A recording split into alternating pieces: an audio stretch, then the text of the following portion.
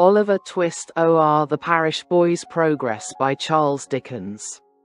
Chapter 1 treats of the place where Oliver Twist was born and of the circumstances attending his birth, among other public buildings in a certain town, which for many reasons it will be prudent to refrain from mentioning, and to which I will assign no fictitious name. There is one anciently common to most towns, great or small, to wit, a workhouse, and in this workhouse was born, on a day and date which I need not trouble myself to repeat, inasmuch as it can be of no possible consequence to the reader, in this stage of the business at all events, the item of mortality whose name is prefixed to the head of this chapter.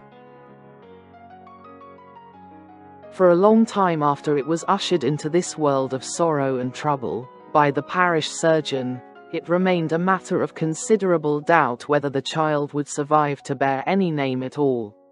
In which case it is somewhat more than probable that these memoirs would never have appeared. Or, if they had, that being comprised within a couple of pages, they would have possessed the inestimable merit of being the most concise and faithful specimen of biography extant in the literature of any age or country. Although I am not disposed to maintain that being born in a workhouse is in itself the most fortunate and enviable circumstance that can possibly befall a human being, I do mean to say that in this particular instance, it was the best thing for Oliver Twist that could by possibility have occurred. The fact is, that there was considerable difficulty in inducing Oliver to take upon himself the office of respiration, a troublesome practice, but one which custom has rendered necessary to our easy existence, and for some time he lay gasping on a little flock mattress, rather unequally poised between this world and the next, the balance being decidedly in favor of the latter. Now, if, during this brief period, Oliver had been surrounded by careful grandmothers, anxious aunts, experienced nurses, and doctors of profound wisdom, he would most inevitably and indubitably have been killed in no time. There being nobody by, however, but a pauper old woman, who was rendered rather misty by an unwonted allowance of beer, and a parish surgeon who did such matters by contract, Oliver and nature fought out the point between them. The result was, that, after a few struggles, Oliver breathed, sneezed, and proceeded to advertise to the inmates of the workhouse the fact of a new burden having been imposed upon the parish, by setting up as loud a cry as could reasonably have been expected from a male infant who had not been possessed of that very useful appendage, a voice, for a much longer space of time than 3 minutes and a quarter.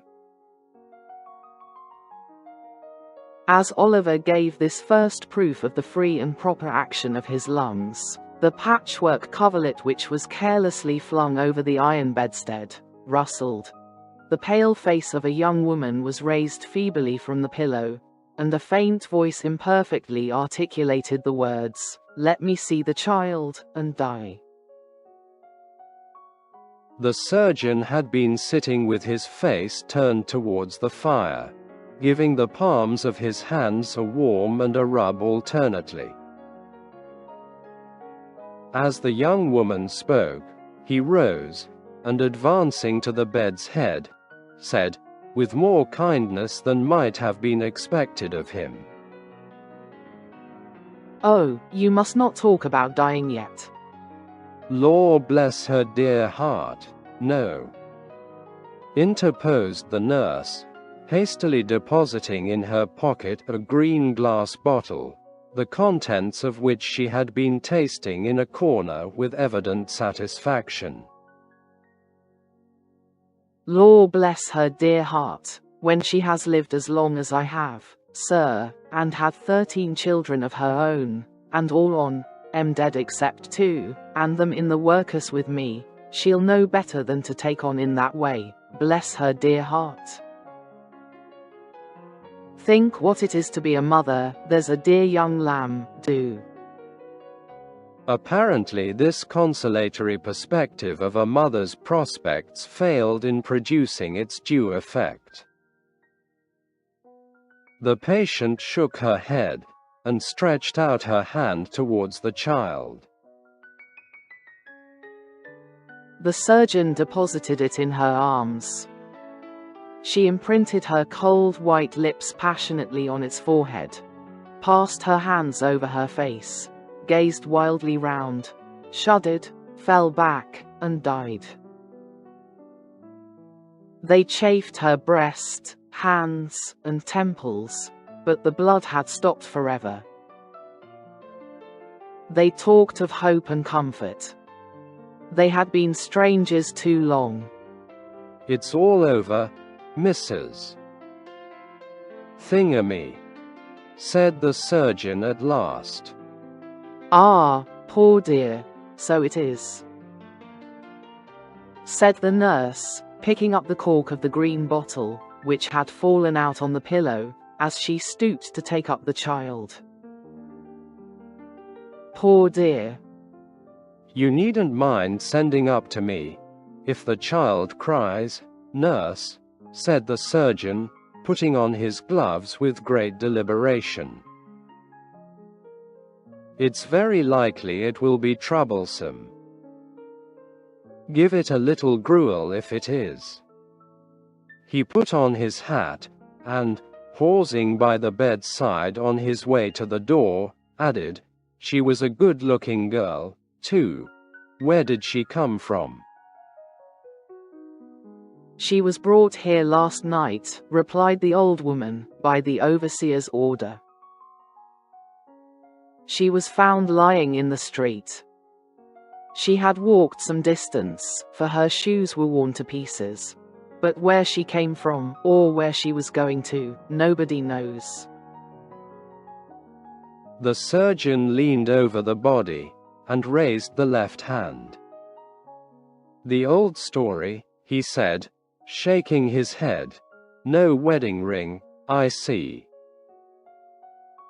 Ah. Good night. The medical gentleman walked away to dinner, and the nurse, having once more applied herself to the green bottle, sat down on a low chair before the fire, and proceeded to dress the infant. What an excellent example of the power of dress young Oliver Twist was. Wrapped in the blanket which had hitherto formed his only covering, he might have been the child of a nobleman or a beggar. It would have been hard for the haughtiest stranger to have assigned him his proper station in society. But now that he was enveloped in the old calico robes which had grown yellow in the same service, he was badged and ticketed, and fell into his place at once, a parish child, the orphan of a workhouse, the humble, half-starved drudge, to be cuffed and buffeted through the world, despised by all, and pitied by none. Oliver cried lustily. If he could have known that he was an orphan, left to the tender mercies of churchwardens and overseers, perhaps he would have cried the louder. Chapter 2 treats of Oliver Twist's growth, education, and board. For the next 8 or 10 months, Oliver was the victim of a systematic course of treachery and deception. He was brought up by hand. The hungry and destitute situation of the infant orphan was duly reported by the workhouse authorities to the parish authorities. The parish authorities inquired with dignity of the workhouse authorities, whether there was no female then domiciled in the house who was in a situation to impart to Oliver Twist the consolation and nourishment of which he stood in need. The workhouse authorities replied with humility that there was not.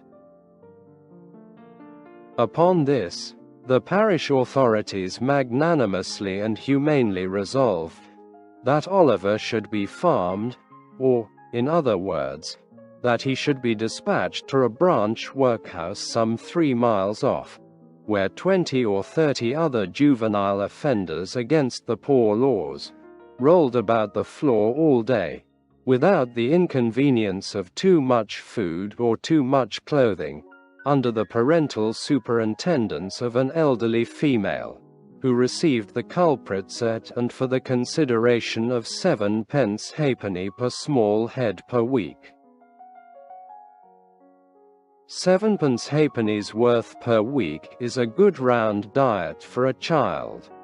A great deal may be got for 7 halfpenny, quite enough to overload its stomach, and make it uncomfortable.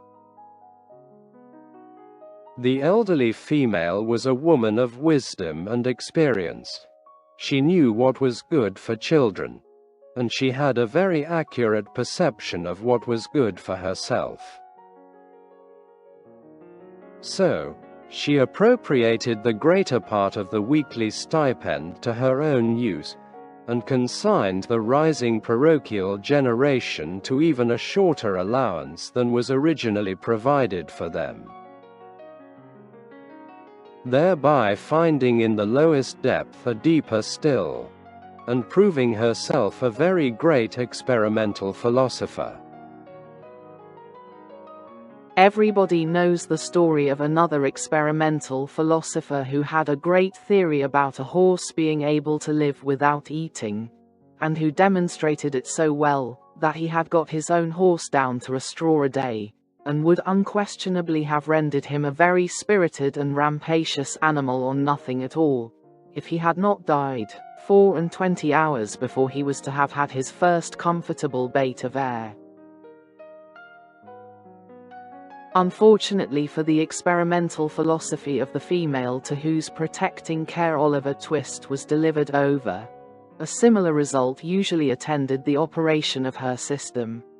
For at the very moment when the child had contrived to exist upon the smallest possible portion of the weakest possible food, it did perversely happen in 8.5 cases out of 10, either that it sickened from want and cold, or fell into the fire from neglect, or got half smothered by accident, in any one of which cases, the miserable little being was usually summoned into another world, and there gathered to the fathers it had never known in this.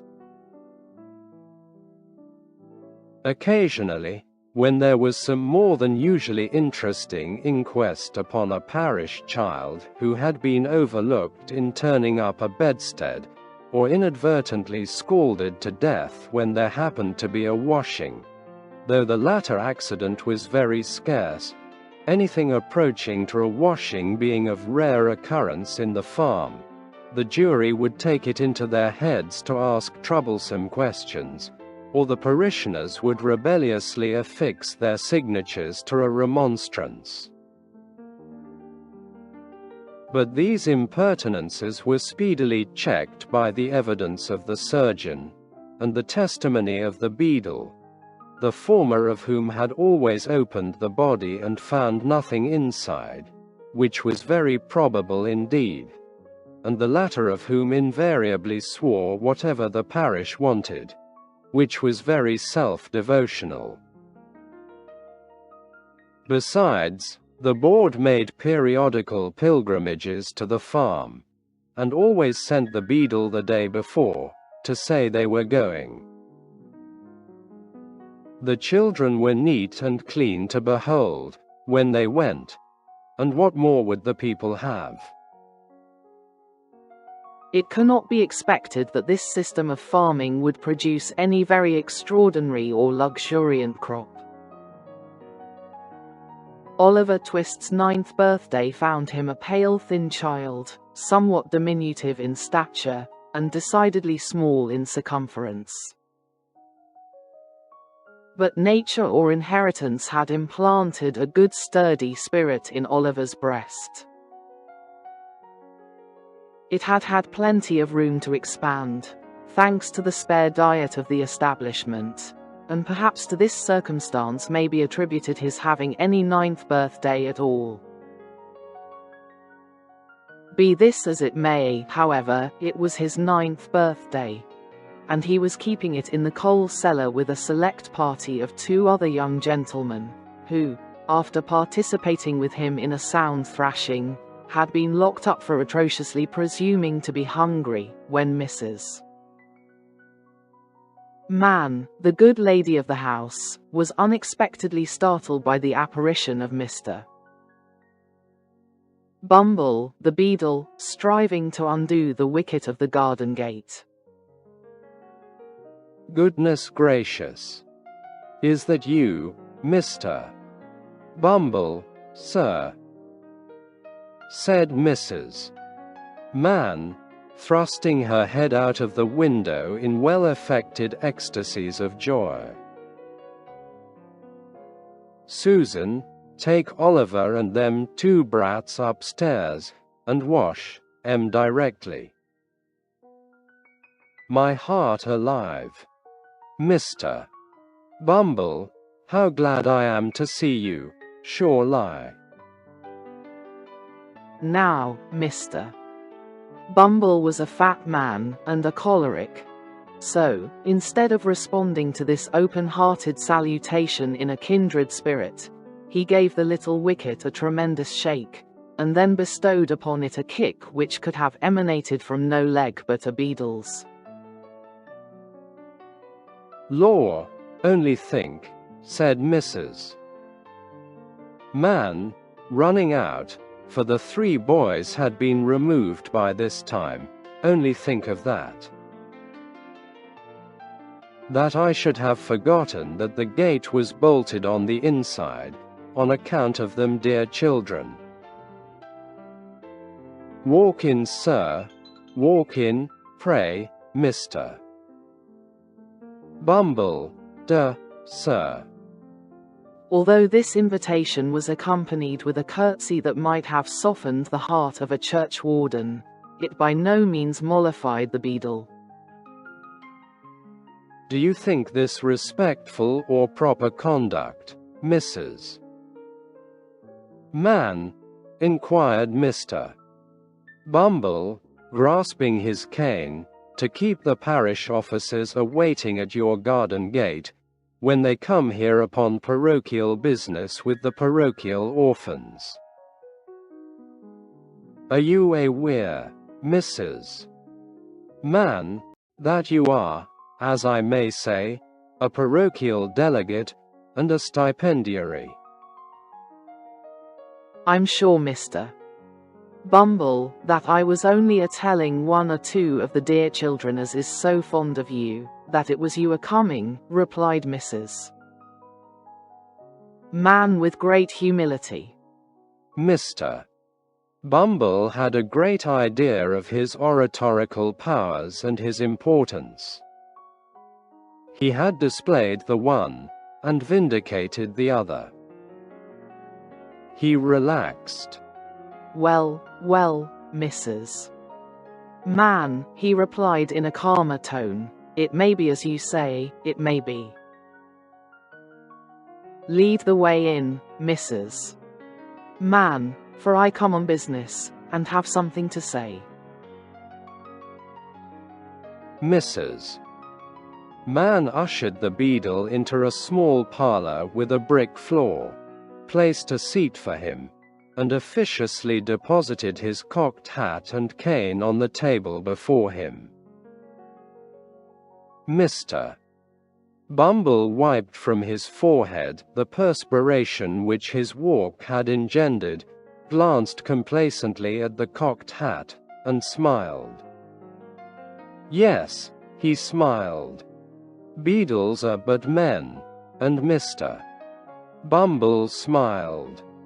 Now don't you be offended at what I'm a-going to say, observed Mrs.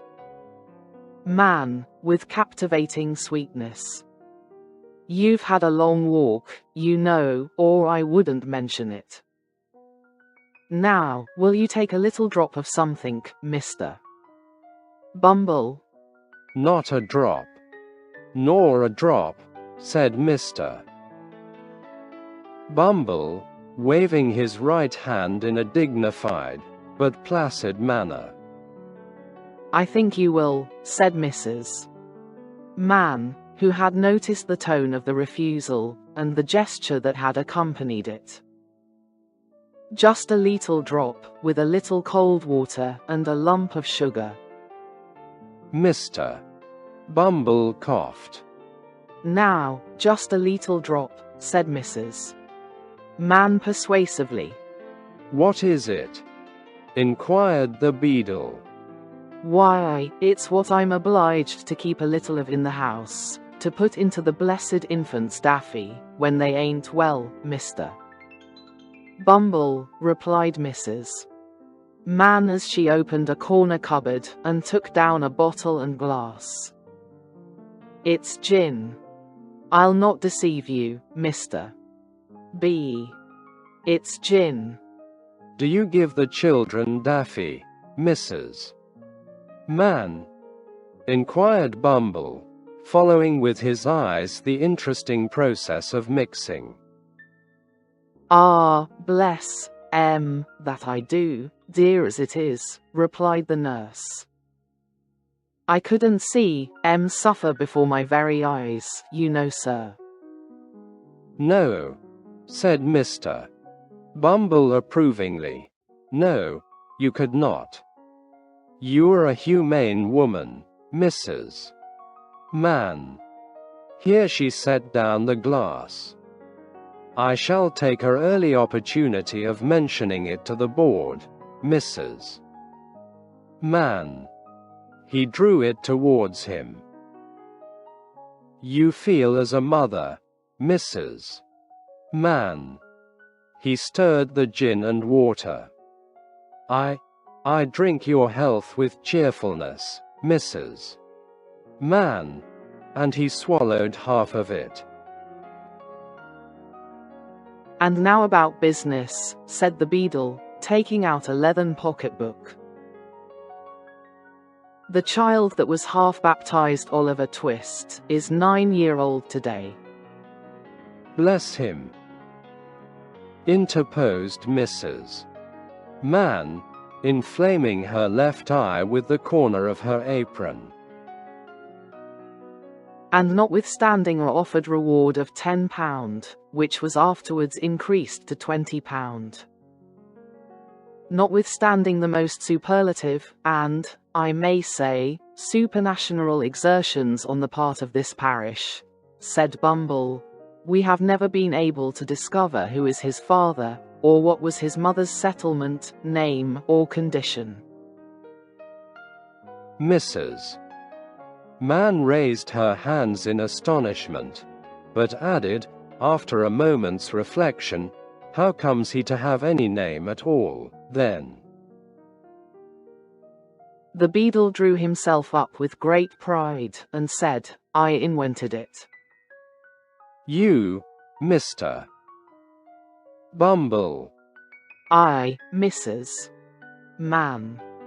We name our fondlings in alphabetical order. The last was A.S. Swabble, I named him. This was A.T. Twist, I named him. The next one comes will be Unwin, and the next Vilkins. I have got names ready-made to the end of the alphabet, and all the way through it again, when we come to Z. Why, you're quite a literary character, sir, said Mrs. Man.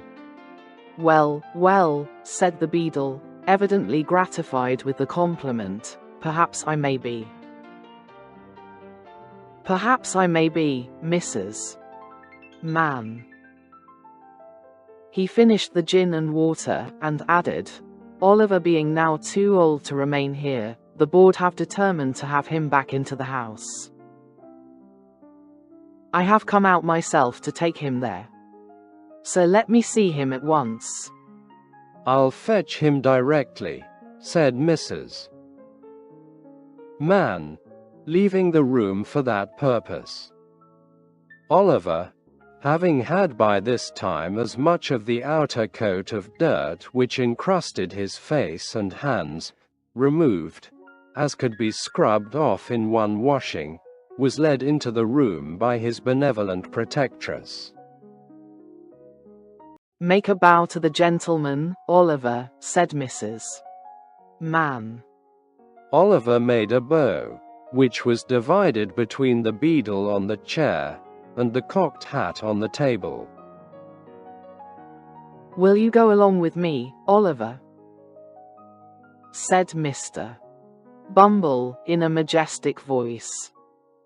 Oliver was about to say that he would go along with anybody with great readiness, when, glancing upward, he caught sight of Mrs.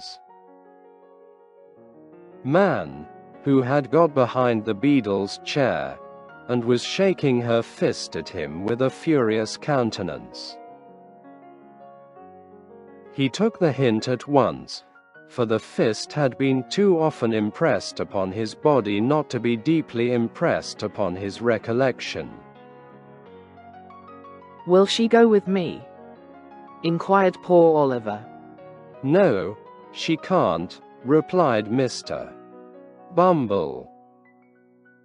But she'll come and see you sometimes. This was no very great consolation to the child. Young as he was, however, he had sense enough to make a feint of feeling great regret at going away. It was no very difficult matter for the boy to call tears into his eyes. Hunger and recent ill usage are great assistance if you want to cry, and Oliver cried very naturally indeed. Mrs. Man gave him 1,000 embraces, and what Oliver wanted a great deal more, a piece of bread and butter, lest he should seem too hungry when he got to the workhouse. With the slice of bread in his hand, and the little brown cloth parish cap on his head, Oliver was then led away by Mr. Bumble from the wretched home where one kind word or look had never lighted the gloom of his infant years. And yet he burst into an agony of childish grief, as the cottage gate closed after him. Wretched as were the little companions in misery he was leaving behind, they were the only friends he had ever known, and a sense of his loneliness in the great wide world sank into the child's heart for the first time. Mr.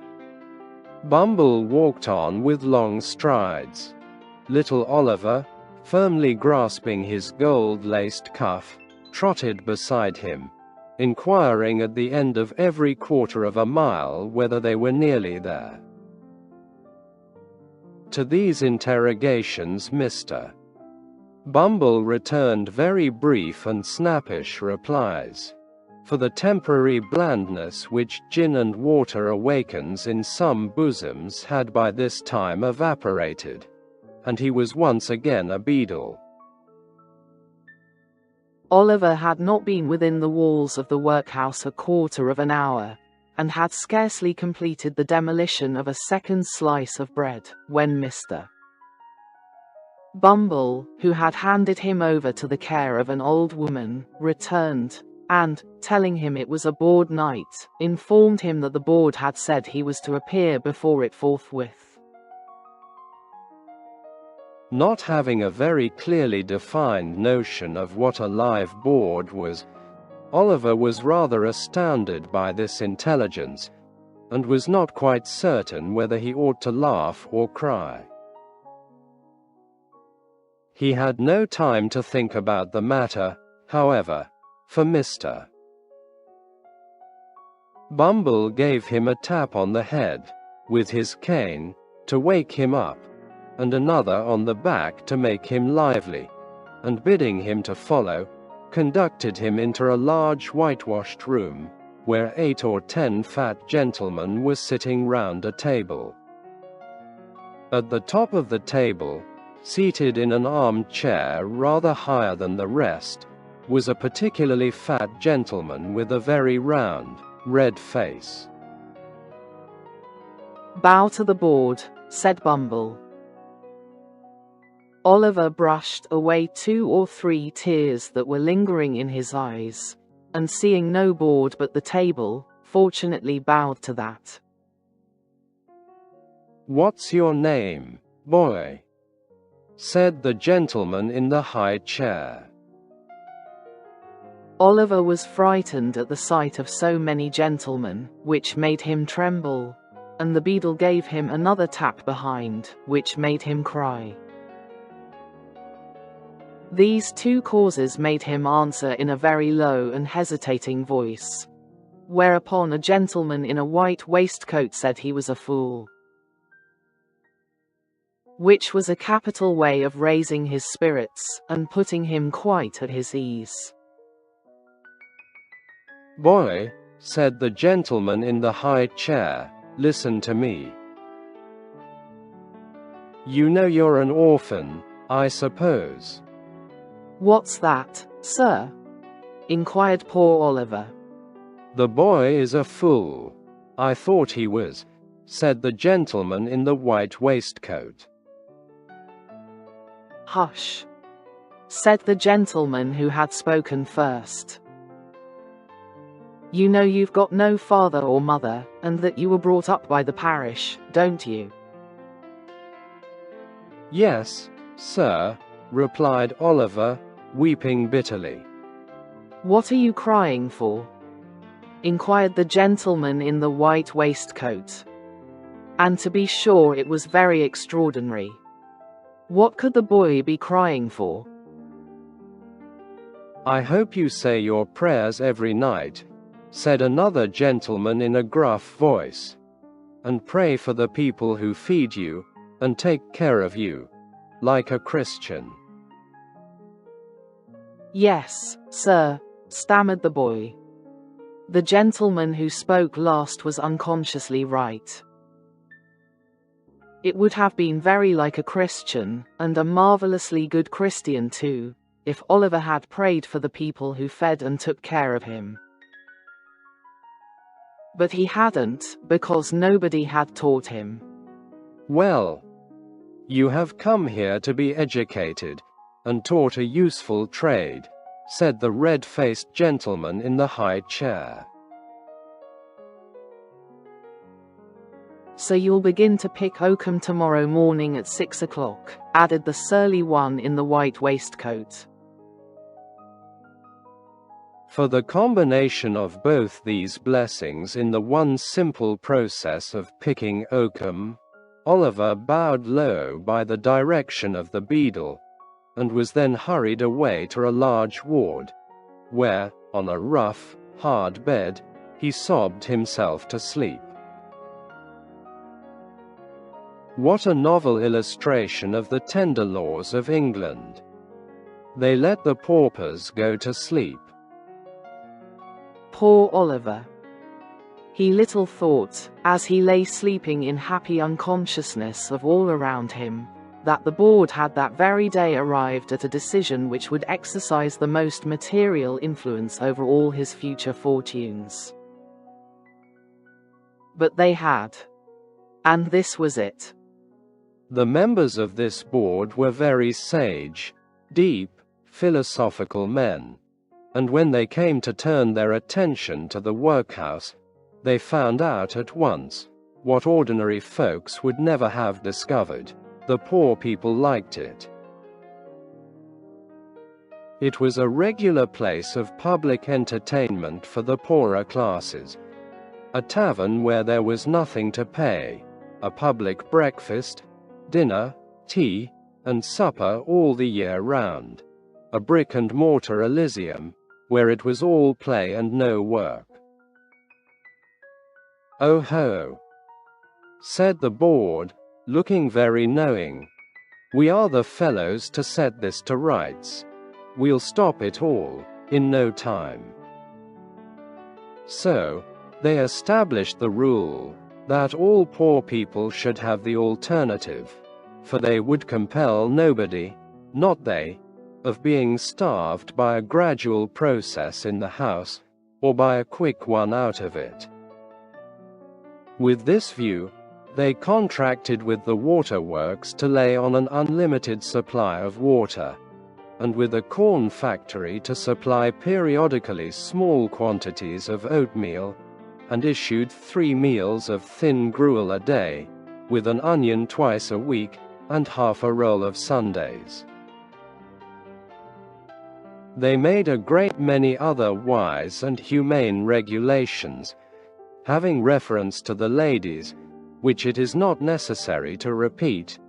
Kindly undertook to divorce poor married people, in consequence of the great expense of a suit in Doctors' Commons, and, instead of compelling a man to support his family, as they had theretofore done, took his family away from him, and made him a bachelor.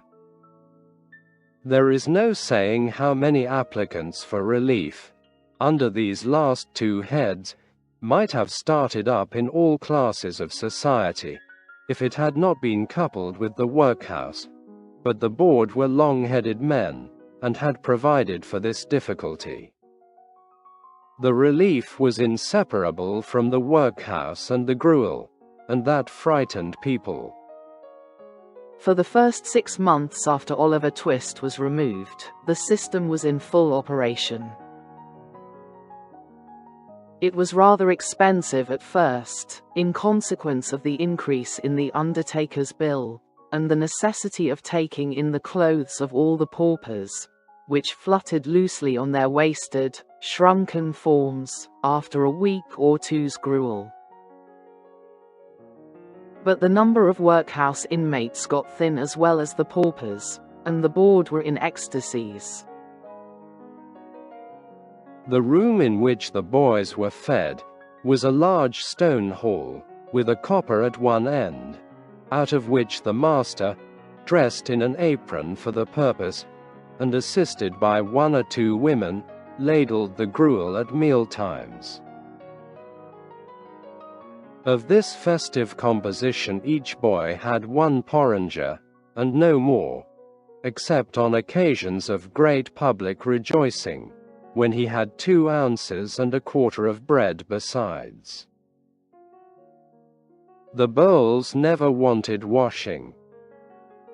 The boys polished them with their spoons till they shone again, and when they had performed this operation, which never took very long, the spoons being nearly as large as the bowls, they would sit staring at the copper, with such eager eyes, as if they could have devoured the very bricks of which it was composed, employing themselves, meanwhile, in sucking their fingers most assiduously, with the view of catching up any stray splashes of gruel that might have been cast thereon. Boys have generally excellent appetites. Oliver Twist and his companions suffered the tortures of slow starvation for 3 months. At last they got so voracious and wild with hunger, that one boy, who was tall for his age, and hadn't been used to that sort of thing, for his father had kept a small cook shop, hinted darkly to his companions that unless he had another basin of gruel per diem, he was afraid he might some night happen to eat the boy who slept next him, who happened to be a weakly youth of tender age. He had a wild, hungry eye, and they implicitly believed him. A council was held. Lots were cast who should walk up to the master after supper that evening, and ask for more, and it fell to Oliver Twist. The evening arrived, the boys took their places. The master, in his cook's uniform, stationed himself at the copper. His pauper assistants ranged themselves behind him. The gruel was served out, and a long grace was said over the short commons. The gruel disappeared. The boys whispered each other and winked at Oliver, while his next neighbors nudged him. Child as he was desperate with hunger and reckless with misery. He rose from the table and, advancing to the master, basin and spoon in hand, said, somewhat alarmed at his own temerity, "Please, sir, I want some more." The master was a fat, healthy man, but he turned very pale. He gazed in stupefied astonishment on the small rebel for some seconds, and then clung for support to the copper. The assistants were paralyzed with wonder, the boys with fear. "What?" said the master at length, in a faint voice. "Please, sir," replied Oliver, "I want some more." The master aimed a blow at Oliver's head with the ladle, pinioned him in his arm, and shrieked aloud for the beadle. The board were sitting in solemn conclave when Mr. Bumble rushed into the room in great excitement, and addressing the gentleman in the high chair, said, "Mr. Limbkins, I beg your pardon, sir. Oliver Twist has asked for more." There was a general start. Horror was depicted on every countenance. "For more," said Mr. Limbkins. "Compose yourself, Bumble, and answer me distinctly. Do I understand that he asked for more, after he had eaten the supper allotted by the dietary?" "He did, sir," replied Bumble. "That boy will be hung," said the gentleman in the white waistcoat. "I know that boy will be hung." Nobody controverted the prophetic gentleman's opinion. An animated discussion took place.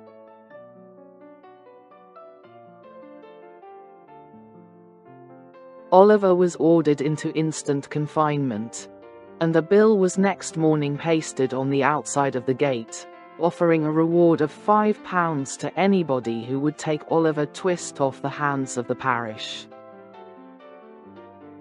In other words, £5 and Oliver Twist were offered to any man or woman who wanted an apprentice to any trade, business, or calling.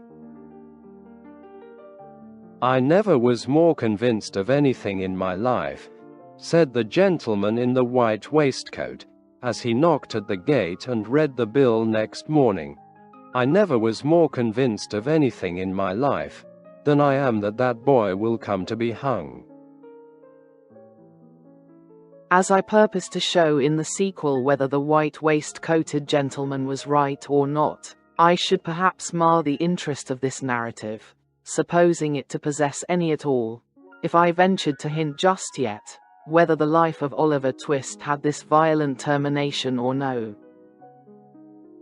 Chapter 3 relates how Oliver Twist was very near getting a place which would not have been a sinecure.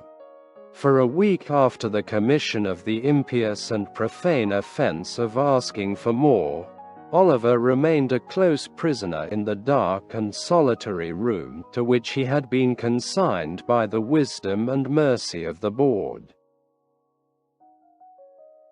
It appears, at first sight, not unreasonable to suppose that, if he had entertained a becoming feeling of respect for the prediction of the gentleman in the white waistcoat, he would have established that sage individual's prophetic character, once and forever, by tying one end of his pocket handkerchief to a hook in the wall, and attaching himself to the other. To the performance of this feat, however, there was one obstacle, namely, that pocket handkerchiefs, being decided articles of luxury, had been, for all future times and ages, removed from the noses of paupers by the express order of the board, in council assembled, solemnly given and pronounced under their hands and seals. There was a still greater obstacle in Oliver's youth and childishness. He only cried bitterly all day, and, when the long, dismal night came on, spread his little hands before his eyes to shut out the darkness, and crouching in the corner, tried to sleep, ever and anon waking with a start and tremble, and drawing himself closer and closer to the wall, as if to feel even its cold hard surface were a protection in the gloom and loneliness which surrounded him.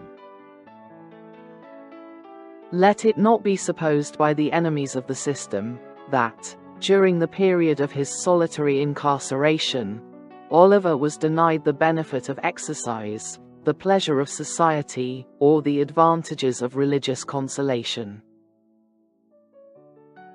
As for exercise, it was nice cold weather, and he was allowed to perform his ablutions every morning under the pump, in a stone yard, in the presence of Mr.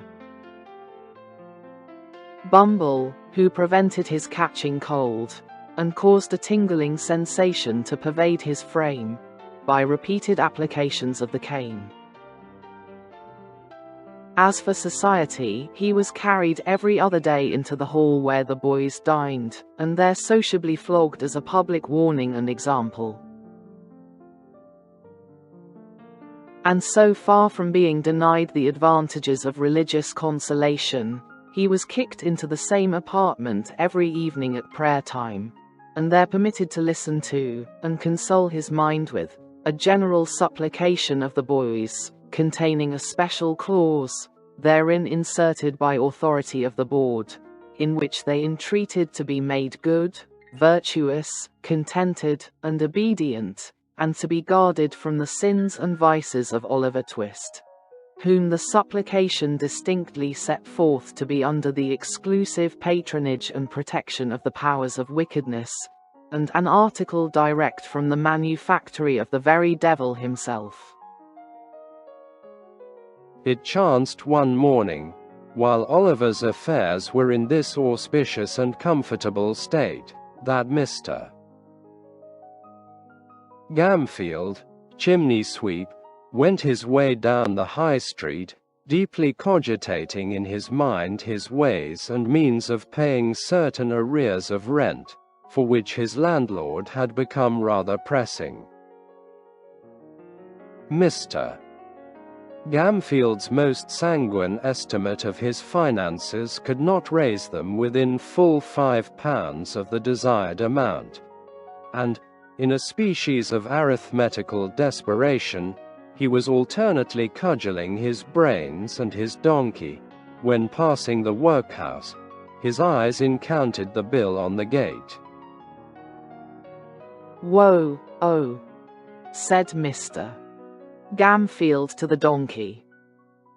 The donkey was in a state of profound abstraction, wondering, probably, whether he was destined to be regaled with a cabbage stalk or two when he had disposed of the 2 sacks of soot with which the little cart was laden. So, without noticing the word of command, he jogged onward. Mr. Gamfield growled a fierce imprecation on the donkey generally, but more particularly on his eyes, and, running after him, bestowed a blow on his head, which would inevitably have beaten in any skull but a donkey's. Then, catching hold of the bridle, he gave his jaw a sharp wrench, by way of gentle reminder that he was not his own master, and by these means turned him round. He then gave him another blow on the head, just to stun him till he came back again. Having completed these arrangements, he walked up to the gate, to read the bill. The gentleman with the white waistcoat was standing at the gate with his hands behind him, after having delivered himself of some profound sentiments in the boardroom. having witnessed the little dispute between Mr. Gamfield and the donkey, he smiled joyously when that person came up to read the bill, for he saw at once that Mr. Gamfield was exactly the sort of master Oliver Twist wanted. Mr. Gamfield smiled, too, as he perused the document, for £5 was just the sum he had been wishing for. And, as to the boy with which it was encumbered, Mr. Gamfield, knowing what the dietary of the workhouse was, well knew he would be a nice small pattern, just the very thing for register stoves. So, he spelt the bill through again, from beginning to end, and then, touching his fur cap in token of humility, accosted the gentleman in the white waistcoat.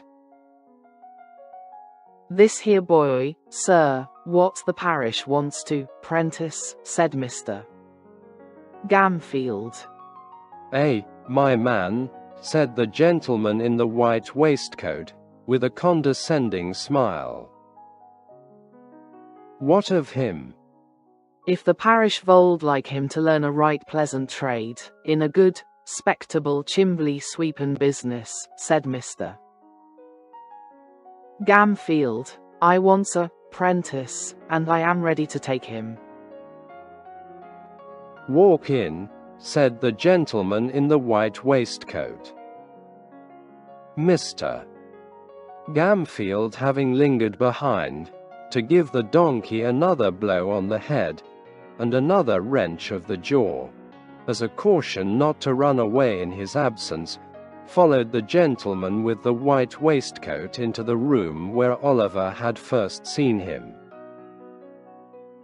"It's a nasty trade," said Mr. Limkins, when Gamfield had again stated his wish. "Young boys have been smothered in chimneys before now," said another gentleman. "That's a cause they damped the straw afore they lit it in the chimbley to make 'em come down again," said Gamfield. "That's all smoke, and no blaze. Various smoke ain't no use at all in making a boy come down, for it only sends him to sleep, and that's what he likes. Boys is very obstinate and very lazy, gentlemen, and there's nothing like a good hot blaze to make 'em come down with a run. It's humane too, gentlemen, a cause, even if they've stuck in the chimbley, roasting their feet makes 'em struggle to extricate theirselves." The gentleman in the white waistcoat appeared very much amused by this explanation, but his mirth was speedily checked by a look from Mr. Limkins.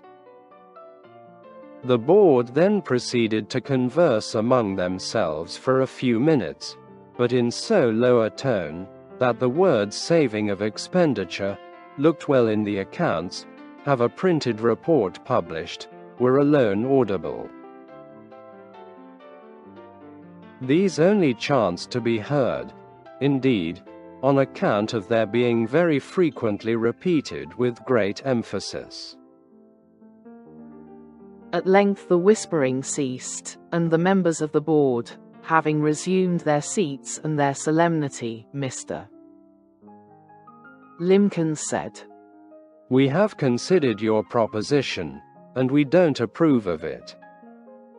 "Not at all," said the gentleman in the white waistcoat. "Decidedly not," added the other members. As Mr. Gamfield did happen to labor under the slight imputation of having bruised 3 or 4 boys to death already, it occurred to him that the board had, perhaps, in some unaccountable freak, taken it into their heads that this extraneous circumstance ought to influence their proceedings. It was very unlike their general mode of doing business, if they had. But still, as he had no particular wish to revive the rumor, He twisted his cap in his hands and walked slowly from the table. "So you won't let me have him, gentlemen?" said Mr. Gamfield, pausing near the door. "No," replied Mr. Limkins, "at least, as it's a nasty business, we think you ought to take something less than the premium we offered." Mr. Gamfield's countenance brightened as, with a quick step, he returned to the table and said, "What'll you give, gentlemen? Come. Don't be too hard on a poor man. What'll you give?" "I should say £3.10 was plenty," said Mr. Limkins. "10 shillings too much," said the gentleman in the white waistcoat.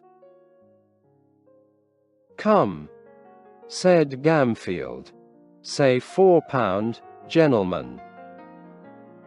Say £4, and you've got rid of him for good and all. There." £3.10, repeated Mr. Limkins, firmly. "Come. I'll split the difference, gentlemen," urged Gamfield. £3.15. "Not a farthing more," was the firm reply of Mr. Limkins.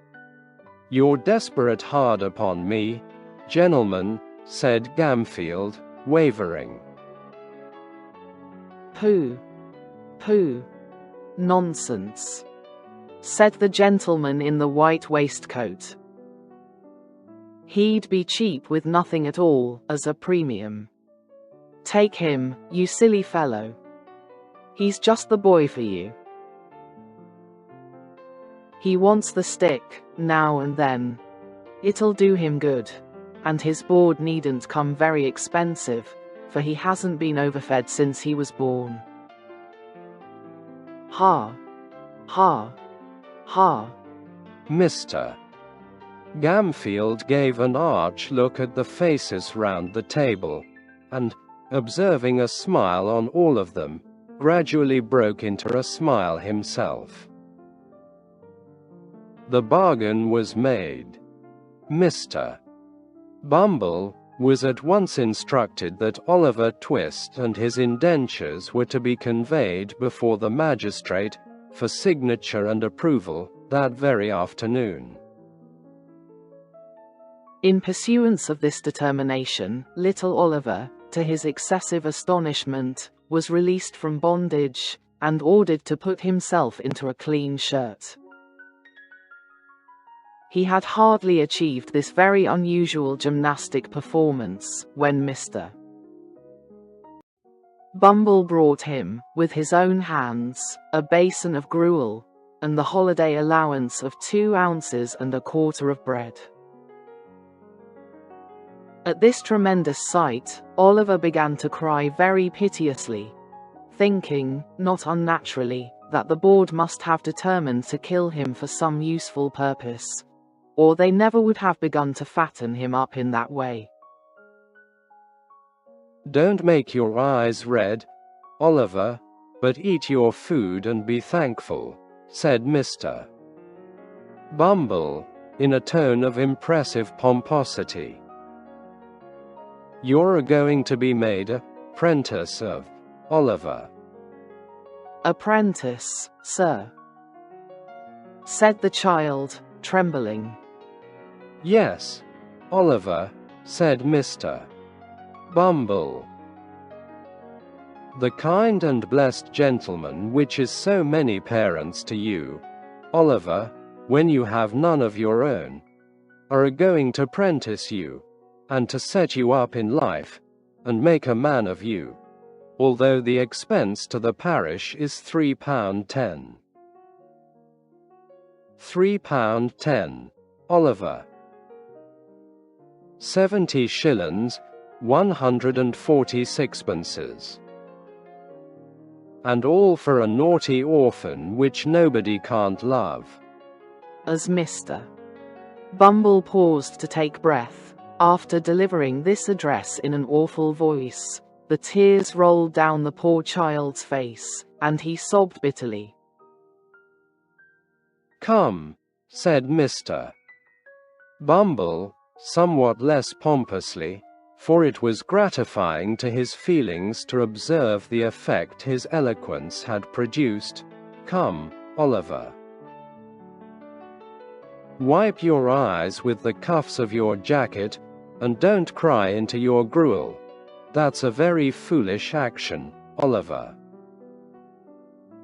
It certainly was, for there was quite enough water in it already. On their way to the magistrate, Mr.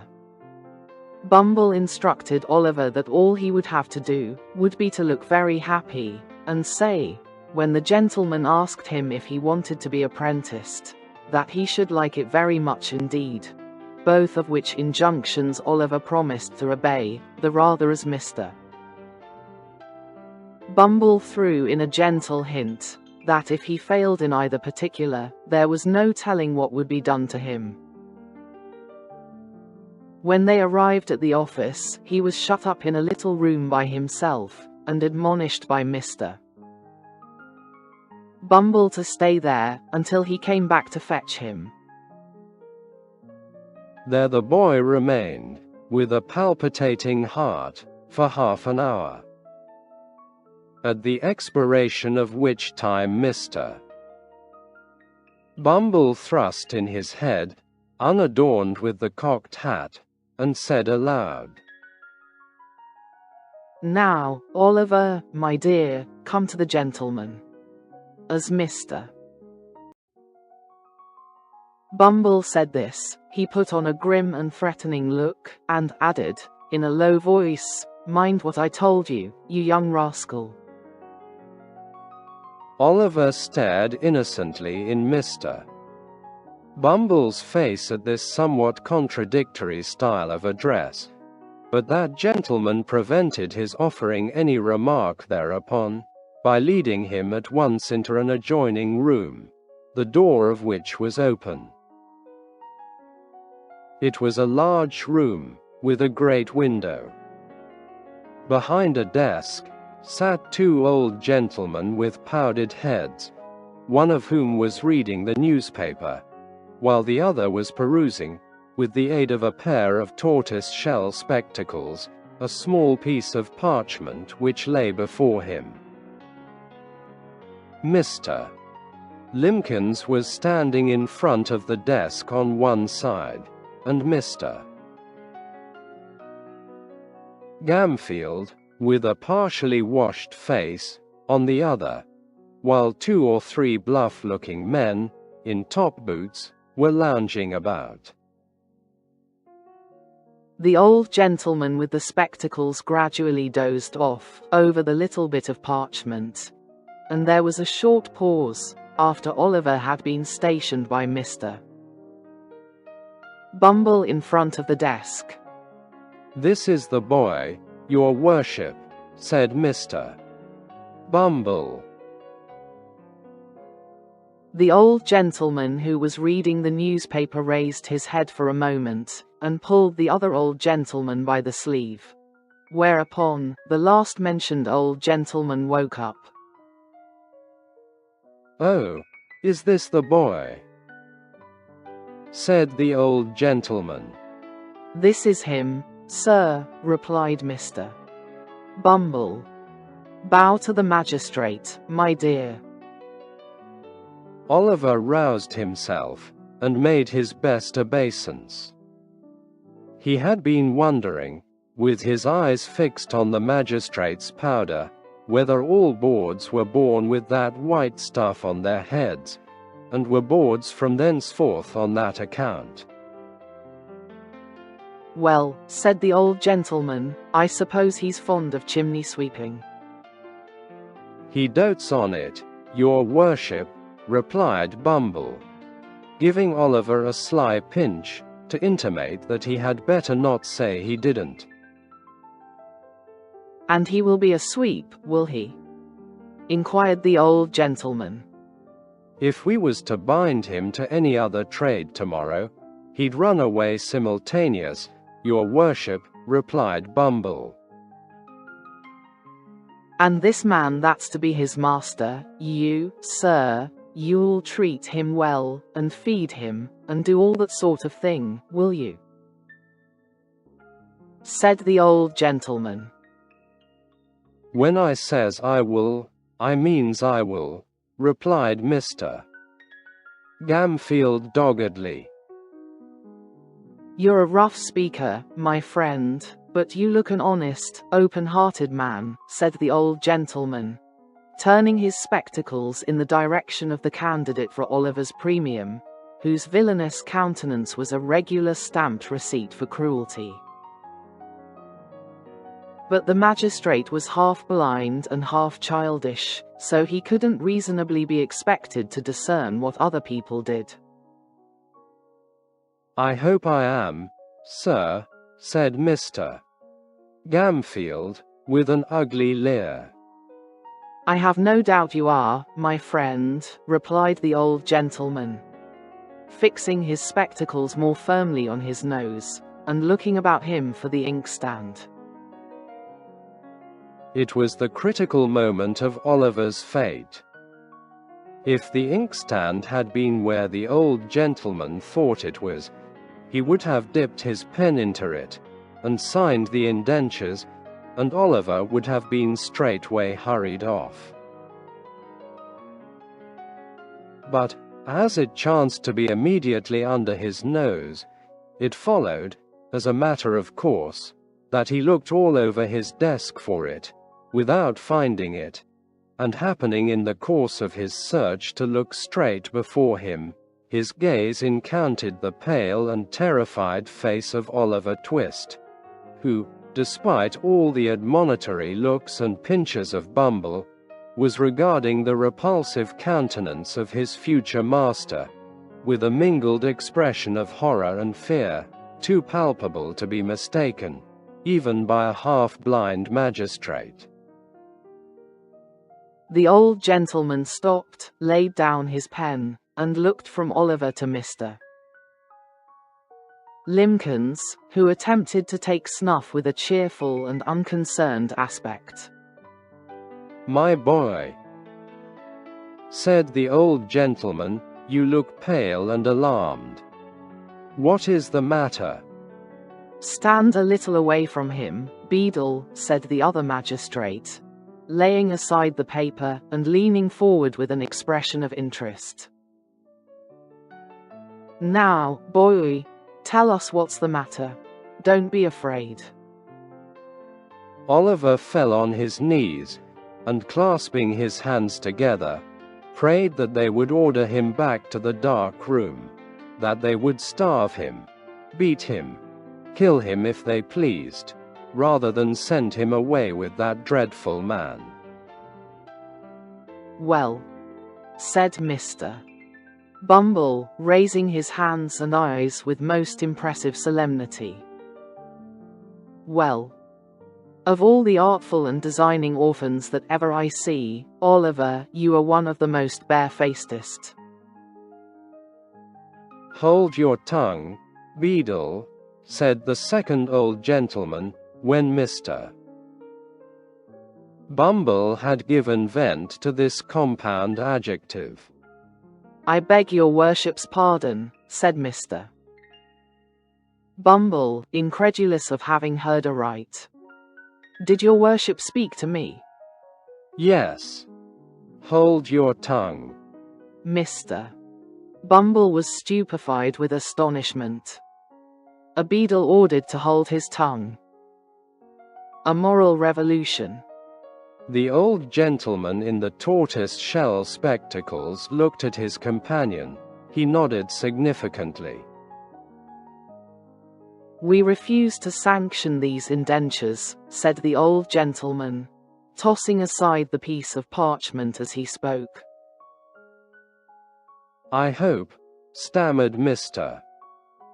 Limbkins, I hope the magistrates will not form the opinion that the authorities have been guilty of any improper conduct, on the unsupported testimony of a child.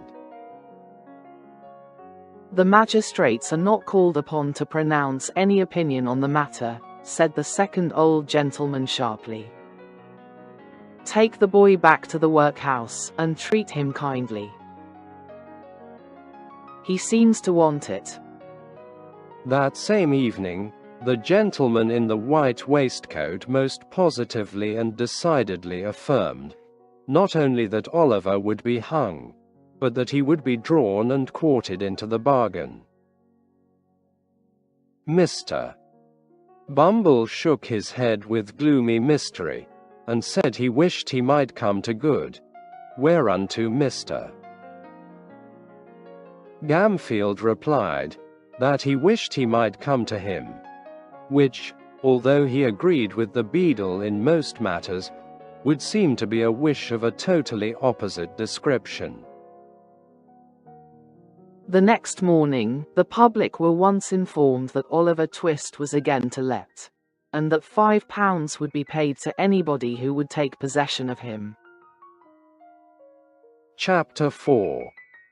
Oliver, being offered another place, makes his first entry into public life. In great families, when an advantageous place cannot be obtained, either in possession, reversion, remainder, or expectancy, for the young man who is growing up, it is a very general custom to send him to sea. The board, in imitation of so wise and salutary an example, took counsel together on the expediency of shipping off Oliver Twist, in some small trading vessel bound to a good unhealthy port. This suggested itself as the very best thing that could possibly be done with him, the probability being that the skipper would flog him to death, in a playful mood, some day after dinner, or would knock his brains out with an iron bar, both pastimes being, as is pretty generally known, very favorite and common recreations among gentlemen of that class. The more the case presented itself to the board, in this point of view, the more manifold the advantages of the step appeared. So, they came to the conclusion that the only way of providing for Oliver effectually was to send him to sea without delay. Mr. Bumble had been dispatched to make various preliminary inquiries, with the view of finding out some captain or other who wanted a cabin boy without any friends, and was returning to the workhouse to communicate the result of his mission, when he encountered at the gate no less a person than Mr. Sowerberry, the parochial undertaker. Mr. Sowerberry was a tall, gaunt, large-jointed man, attired in a suit of threadbare black, with darned cotton stockings of the same color, and shoes to answer. His features were not naturally intended to wear a smiling aspect, but he was in general rather given to professional jocosity. His step was elastic, and his face betokened inward pleasantry, as he advanced to Mr. Bumble, and shook him cordially by the hand.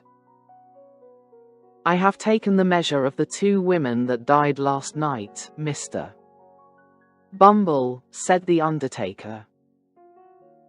You'll make your fortune, Mr. Sowerberry, said the beadle, as he thrust his thumb and forefinger into the proffered snuff-box of the undertaker, which was an ingenious little model of a patent coffin. I say you'll make your fortune, Mr. Sowerberry, repeated Mr. Bumble, tapping the undertaker on the shoulder, in a friendly manner, with his cane. Think so? said the undertaker in a tone which half admitted and half disputed the probability of the event. The prices allowed by the board are very small, Mr. Bumble. So are the coffins, replied the beadle, with precisely as near an approach to a laugh as a great official ought to indulge in. Mr. Sowerberry was much tickled at this, as of course he ought to be, and laughed a long time without cessation. Well, well, Mr. Bumble, he said at length, there's no denying that, since the new system of feeding has come in, the coffins are something narrower and more shallow than they used to be. But we must have some profit, Mr. Bumble. Well-seasoned timber is an expensive article, sir, and all the iron handles come, by canal, from Birmingham. Well, well, said Mr. Bumble, every trade has its drawbacks. A fair profit is, of course, allowable. Of course, replied the undertaker. And if I don't get a profit upon this or that particular article, why, I make it up in the long run, you see. He.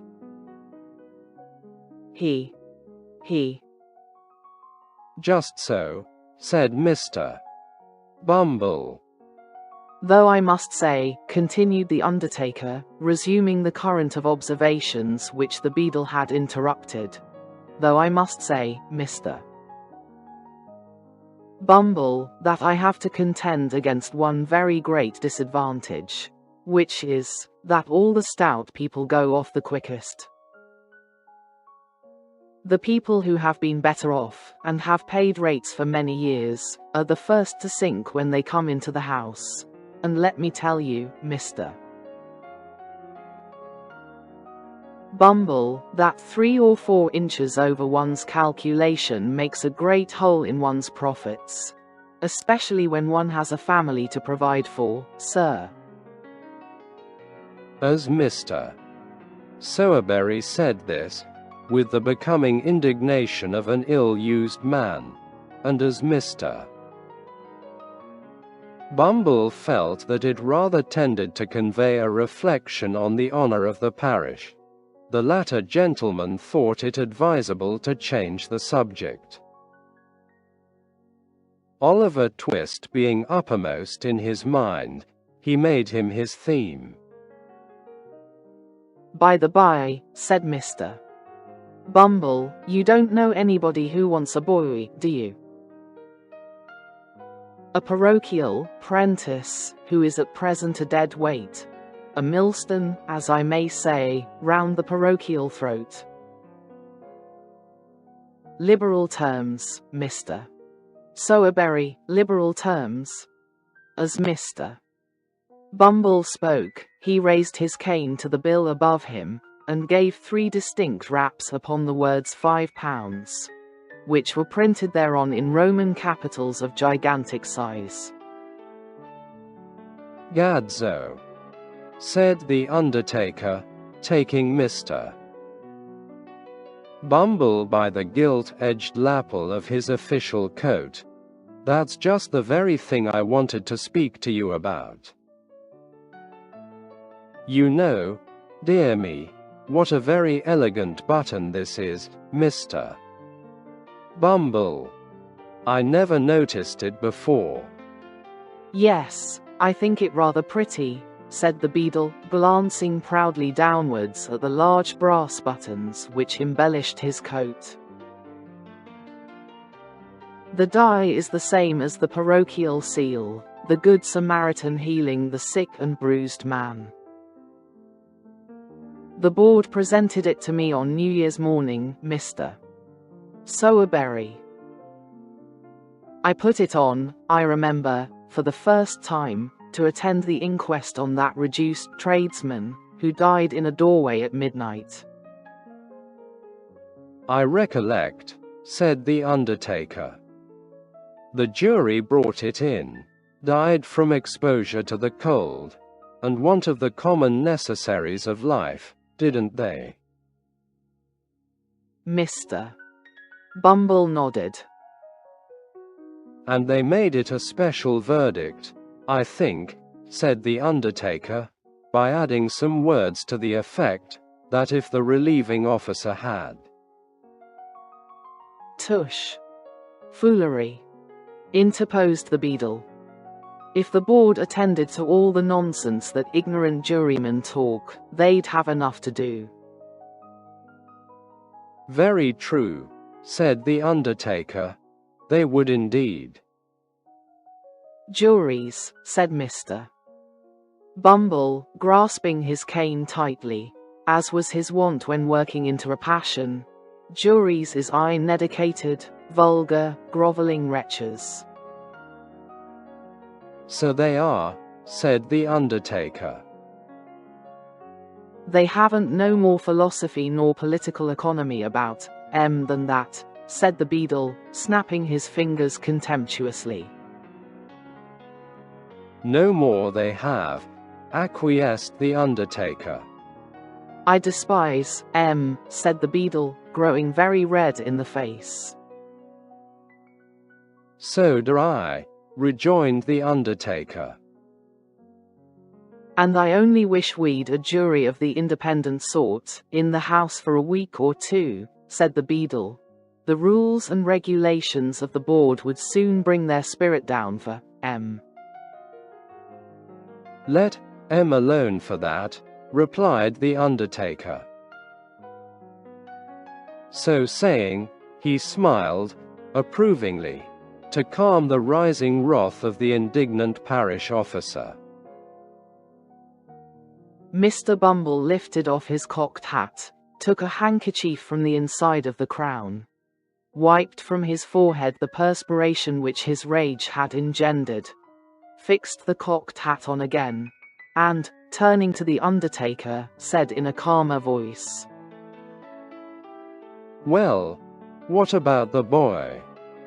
Oh, replied the undertaker, why, you know, Mr. Bumble, I pay a good deal towards the poor's rates. Hem, said Mr. Bumble. Well, replied the undertaker, I was thinking that if I pay so much towards I've a right to get as much out of as I can, Mr. Bumble, and sir, I think I'll take the boy myself. Mr. Bumble grasped the undertaker by the arm and led him into the building. Mr.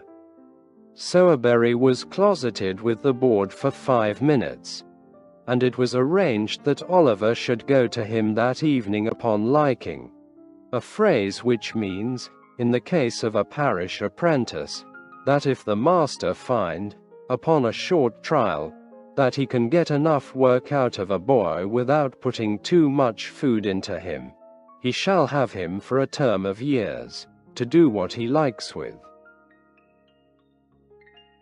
When little Oliver was taken before the gentleman that evening, and informed that he was to go, that night, as general house lad to a coffin maker's, and that if he complained of his situation, or ever came back to the parish again, he would be sent to sea, there to be drowned, or knocked on the head, as the case might be, he evinced so little emotion, that they by common consent pronounced him a hardened young rascal, and ordered Mr.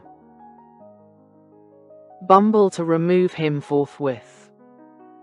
Now, although it was very natural that the board, of all people in the world, should feel in a great state of virtuous astonishment and horror at the smallest tokens of want of feeling on the part of anybody, they were rather out, in this particular instance.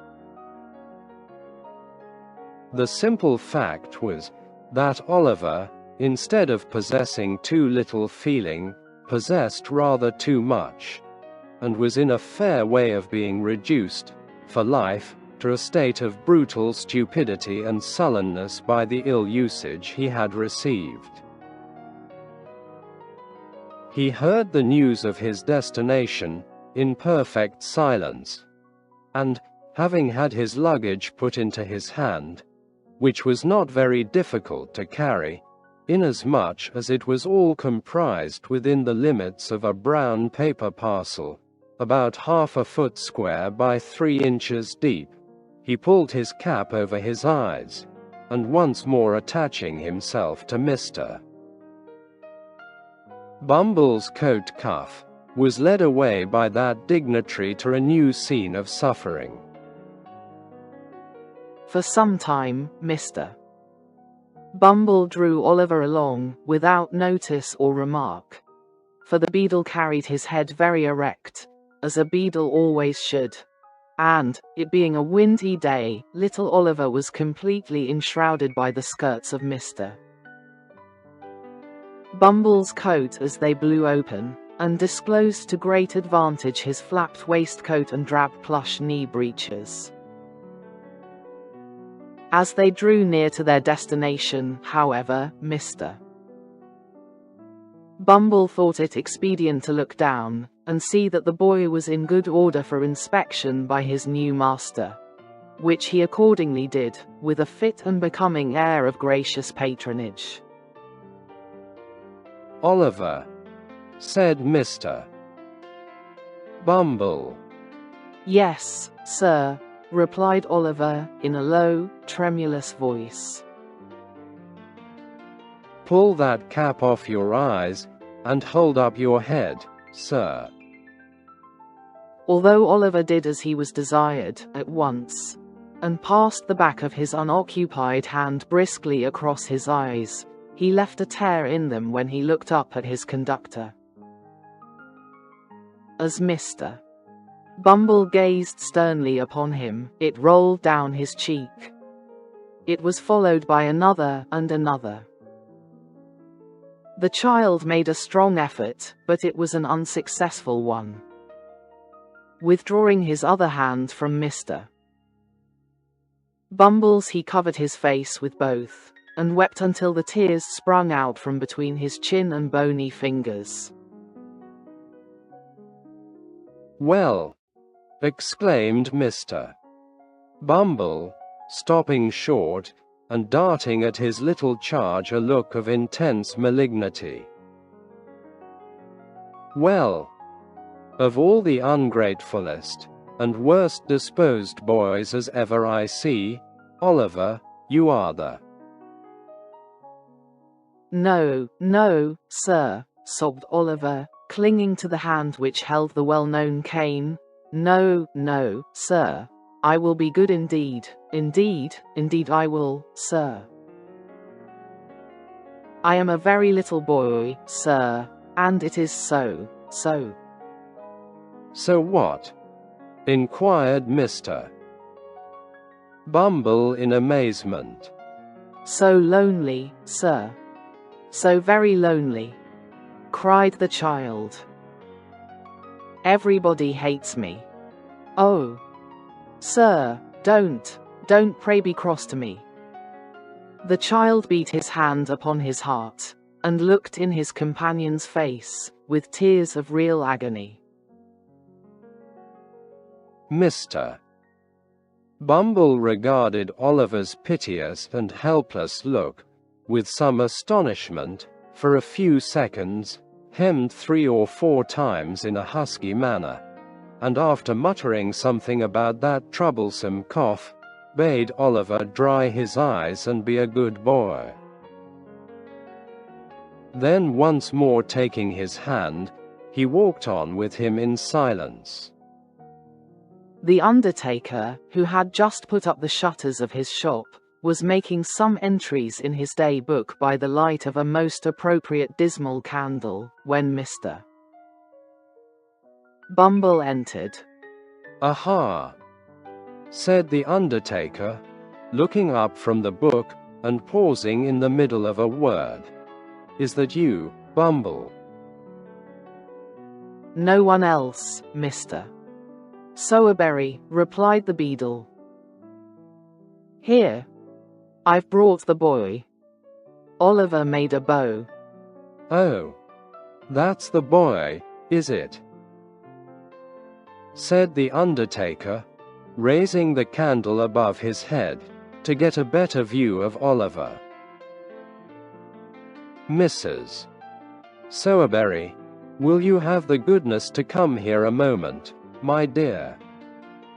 Mrs. Sowerberry emerged from a little room behind the shop and presented the form of a short, thin, squeezed-up woman with a vixenish countenance. My dear, said Mr. Sowerberry, deferentially, this is the boy from the workhouse that I told you of. Oliver bowed again. Dear me, said the undertaker's wife, he's very small. Why, he is rather small, replied Mr. Bumble, looking at Oliver as if it were his fault that he was no bigger. He is small. There's no denying it. But he'll grow, Mrs. Sowerberry. He'll grow. Ah, I dare say he will, replied the lady pettishly, on our victuals and our drink. I see no saving in parish children, not I, for they always cost more to keep than they're worth. However, men always think they know best. There. Get downstairs, little bag o' bones.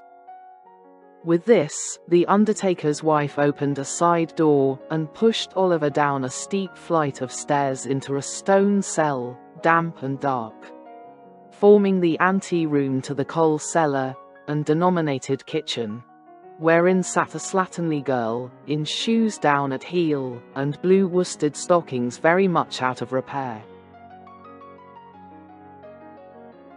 Here, Charlotte, said Mr.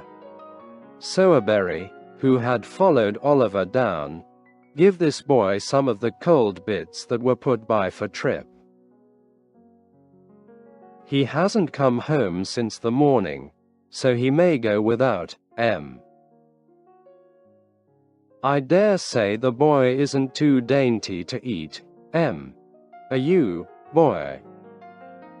Oliver, whose eyes had glistened at the mention of meat, and who was trembling with eagerness to devour it, replied in the negative, and a plate full of coarse broken victuals was set before him. I wish some well-fed philosopher, whose meat and drink turn to gall within him, whose blood is ice, whose heart is iron, could have seen Oliver Twist clutching at the dainty viands that the dog had neglected. I wish he could have witnessed the horrible avidity with which Oliver tore the bits asunder with all the ferocity of famine. There is only one thing I should like better, and that would be to see the philosopher making the same sort of meal himself, with the same relish. Well, said the undertaker's wife, when Oliver had finished his supper, which she had regarded in silent horror, and with fearful auguries of his future appetite, have you done? There being nothing eatable within his reach, Oliver replied in the affirmative. Then come with me, said Mrs. Sowerberry, taking up a dim and dirty lamp, and leading the way upstairs. Your bed's under the counter. You don't mind sleeping among the coffins, I suppose. But it doesn't much matter whether you do or don't, for you can't sleep anywhere else. Come, don't keep me here all night. Oliver lingered no longer, but meekly followed his new mistress.